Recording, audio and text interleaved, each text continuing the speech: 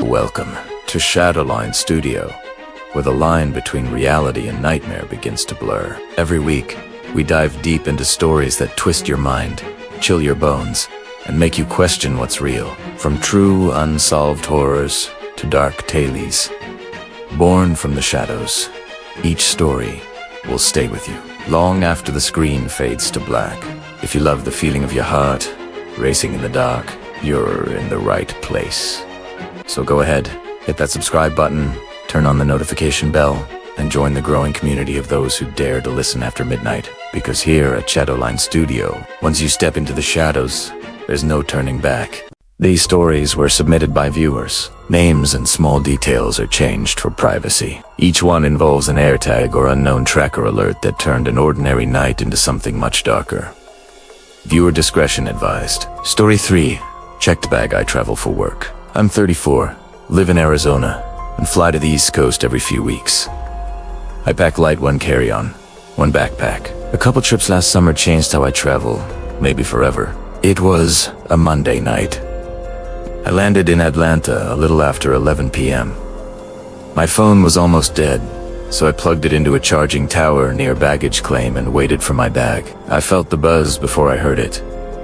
That dull vibration against the plastic table. I looked down at a gray box on my screen.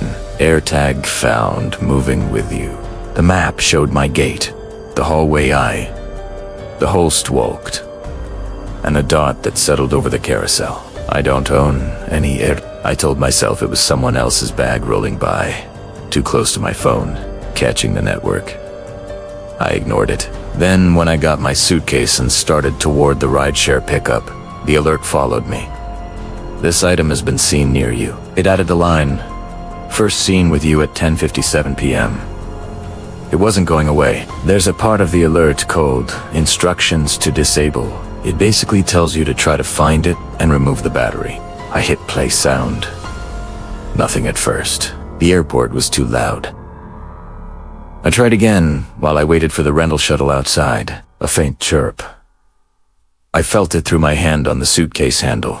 It was like the sound moved through the plastic and into my skin. In the rental center bathroom, under two bright lights, I laid my suitcase on a bench and unzipped it. Socks, shirts, everything onto the cold counter. No coin fell out. Play sound gave me a chirp, and a quieter chirp like it was under something. I pressed all around the frame and felt a little give in the fabric near the pull-up handle. The lining there had a tight seam.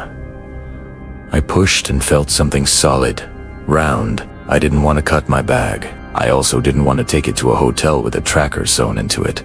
I used the little scissors on my travel kit and snipped the stitches. A white coin slid into my fingers. It chirped once. My mouth went dry. I twisted the back and the battery popped out. The chirp died.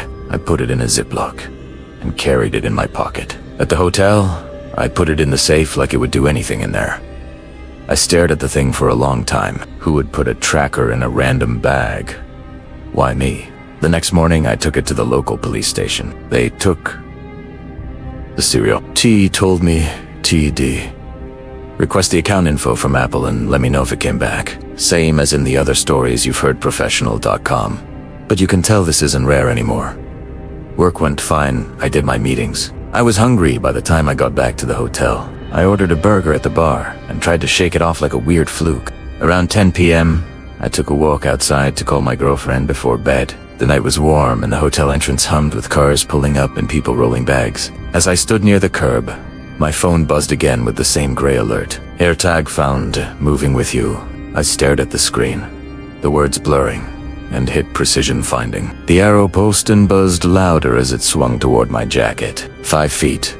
3. 1. I thought it was a glitch, but when I slid my fingers into the collar seam, I felt a hard disc. Not the same jacket I'd worn at the airport, by the way.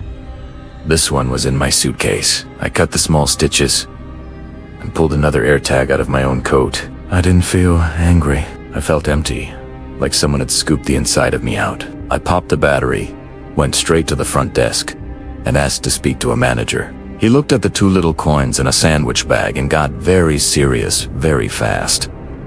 He called their security guy. We filed a report. I went to my room and locked the deadbolt and shoved a chair under the handle anyway.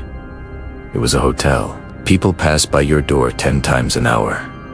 How do you plan for that? 2 days later, on my way back to Phoenix, I got a call from a detective in Atlanta. He said one of the serials was tied to an account with an email that looked like random letters and numbers. The other one was unregistered, which can happen if someone never activated it properly or used a workaround. He told me to be cautious and to call back if I got another alert at home. I got back to Phoenix late. The desert air at night feels like water sometimes. I stepped out of the airport shuttle and smelled jet fuel and heat. The parking deck was quiet. I found my car and put my suitcase in the trunk, and when I slid into the driver's seat, my phone buzzed once more.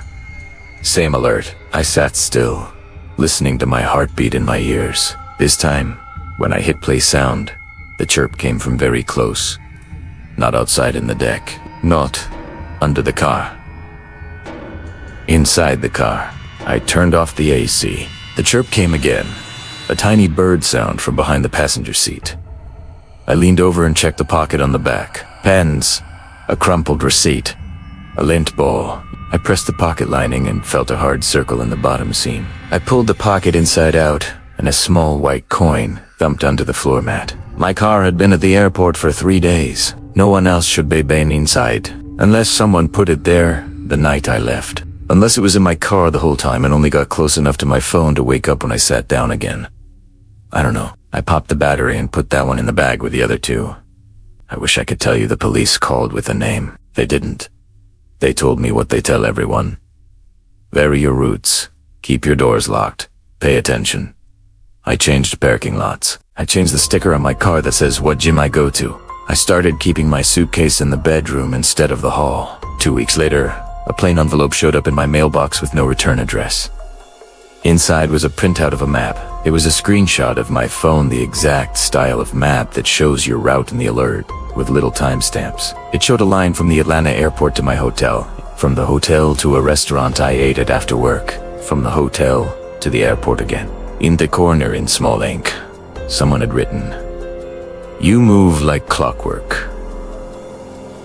I moved apartments after that. I still travel, but I carry my suitcase on whenever I can. I don't wear the jacket with a seam I cut. I can't donate it either. It sits in my closet like a warning. Some nights, my phone buzzes because my neighbor's AirPods get close in the hallway, and I feel a rush of panic that fades to embarrassment. Then I remember the envelope in my drawer and don't feel silly at all. Which story scared you the most? Comment below and subscribe for more true horror stories. And that was another journey into the shadows. If you felt that chill run down your spine, don't let it fade just yet. There are countless more stories waiting for you in the dark corners of Shadowline Studio. Make sure to like this video, subscribe, and turn on the notification bell so you never miss what lurks behind the next story. Share this video with someone who thinks they're brave enough to watch alone. And remember, the shadows are always closer than you think. Until next time, keep your lights dim and your mind open. Because here at Shadowline Studio, the darkness is only the beginning.